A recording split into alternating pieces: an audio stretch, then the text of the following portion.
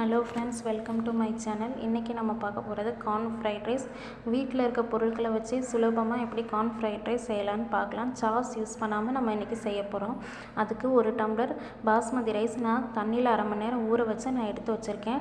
Next ஒரு பாத்திரத்தில் தேவையான அளவு தண்ணி ஊற்றி தண்ணியை நல்லா கொதித்ததுக்கப்புறம் அதில் ஒரு 2 டேபிள் ஸ்பூன் ஆயில் சேர்த்துட்டு அதில் தேவையான அளவு நான் உப்பு சேர்க்க போகிறேன். ஆயில் சேர்க்கறதுனால சாதம் ஒன்றோடு ஒன்று ஒட்டாமல் குலையாமல் கொஞ்சம் வரும்.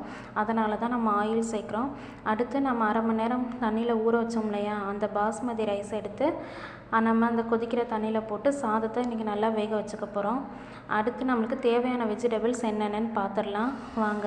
அதுக்கு ஒரு கேரட், 4-5 பீன்ஸு, கேப்சிகம், வெங்காயம், கார்னை நல்லா நான் வேக வச்சு எடுத்து வச்சுருக்கேன்.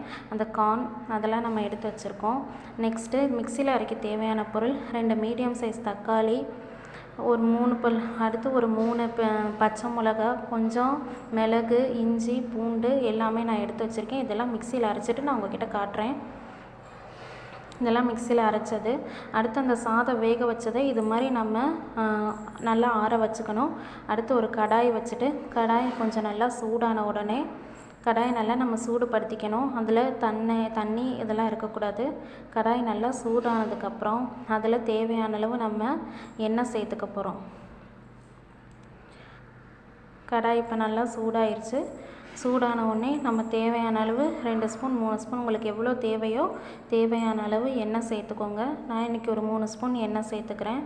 எண்ணெய் நல்லா காயணும். எண்ணெய் நல்லா காஞ்சதுக்கப்புறம் ஒவ்வொரு இன்க்ரீடியன்ஸாக போடணும். ஃபஸ்ட்டு கொஞ்சம் அதுக்கு லைட்டாக சர்க்கரை சேர்த்தா டேஸ்ட்டு நல்லா கொஞ்சம் தூக்கி கொடுக்கும். அதனால் நான் கொஞ்சமாக லைட்டாக சர்க்கரை சேர்க்க போகிறேன். இப்போ ஃபஸ்ட்டு ஆயில் சூடாகிட்ருக்கு. சூடான உடனே கொஞ்சம் லைட்டாக நான் சர்க்கரை சேர்க்க போகிறேன். ஜீனி இருக்கு இல்லையா, அது கொஞ்சம் லைட்டாக ஒரு 1/4 ஸ்பூன் அரை ஸ்பூன் கிட்ட கொஞ்சம் லைட்டாக சேர்த்துக்கோங்க. ரொம்ப சேர்க்க வேணாம், லைட்டாக சேர்த்தா போதும். சேர்த்துட்டு அடுத்து ஆனியன் ஒன்று கட் பண்ணி வச்சுருக்கேன். ஒரு பெரிய சைஸ் ஆனியன் கட் பண்ணி வச்சுருக்கேன். அந்த ஆனியனை மட்டும் போட்டு அந்த ஆனியன் நல்லா ரோஸ்ட் ஆகிற வரைக்கும் எடுத்து வச்சுருங்க. ஒரு பொன்னிறமாக வதக்குற வரைக்கும் அந்த ஆனியனை கொஞ்சம் நல்லா ரோஸ்ட் பண்ணிவிட்டு ஹை ஃப்ளேம்லேயே வச்சு ரோஸ்ட் பண்ணி எடுத்துக்கோங்க.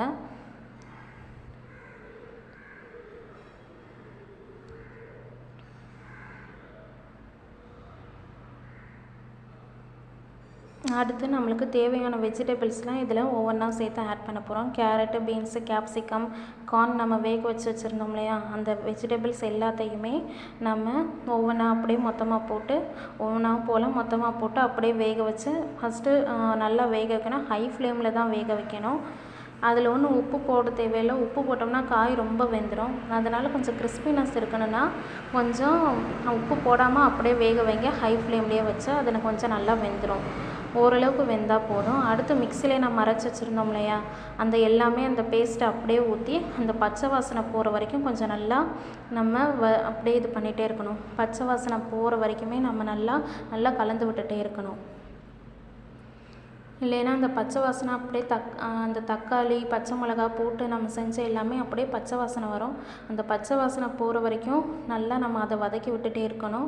அதை வதக்கி விட்டதுக்கப்புறம் நம்ம ஆற வச்சுருந்த ரைஸ் இருக்குல்ல, அந்த ரைஸ் எடுத்து அப்படியே அந்த இதில் போட்டு ஒரு டைம் நல்லா கிளறி விட்டு, ரொம்ப போட்டு கிளறக்கூடாது.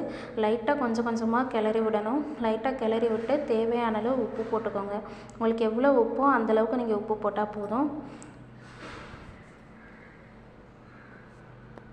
உங்களுக்கு எவ்வளோ தேவையோ அந்தளவுக்கு உப்பு போட்டு மெல்லமாக லைட்டாக கிளறி விடுங்க. ரொம்ப போட்டு இது பண்ணிங்கன்னா சாதம் அப்படியே ரொம்ப இதாகிரும், குழஞ்சி போன மாதிரி வந்துடும். அதனால் லைட்டாக பரட்டி விடுங்க போதும். அதுவே கரெக்டாக வந்துடும். தேவையான அளவு உங்களுக்கு உப்பு கம்மியாக இருக்கான்னு டேஸ்ட்டு பார்த்துட்டு எந்தளவுக்கு உப்பு தேவையோ அந்தளவுக்கு உப்பு போடுங்க. அவ்வளோதான், நம்மளோட ஃப்ரைட் ரைஸ் ரெடி. வாங்க எல்லாருமே ஃப்ரைட் ரைஸ் சாப்பிட்லாம். இந்த வீடியோ உங்களுக்கு பிடிச்சிருந்தா லைக் பண்ணுங்கள், கமெண்ட் பண்ணுங்கள், ஷேர் பண்ணுங்கள், மறக்காமல் சப்ஸ்கிரைப் பண்ணுங்கள். தேங்க்யூ.